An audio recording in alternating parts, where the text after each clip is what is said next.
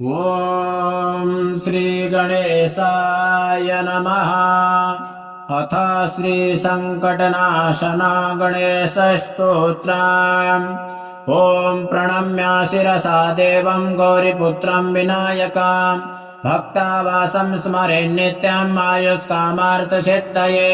प्रथमं वक्रतुण्डं च एकदन्तं द्वितीयकं तृतीयं कृष्णपिङ्गाक्षं गजवक्त्रं चतुर्थकं लम्बोदरं पञ्चमं च षष्ठं विकटमेव च सप्तमं विघ्नराजेन्द्रं धूम्रवर्णं तथाष्टमं नवमं बालचन्द्रं च दशमं तु गजाननम् एकादशं गणपतिं द्वादशं तु गजाननम् द्वादशैतानि नामानि त्रिसन्ध्यं व्यापठेन्नरः न च विघ्नभयं तस्य सर्वसिद्धिकरं परम्। विद्यार्थे लभते विद्यां धनार्थे लभते धनम् पुत्रार्थे लभते पुत्रान् मोक्षार्थे लभते गतिम्। जपेत् गणपति स्तोत्रं षड्भिर्मासैः फलं लभेत् संवत्सरेण सिद्धिं च लभते नात्र संशयः।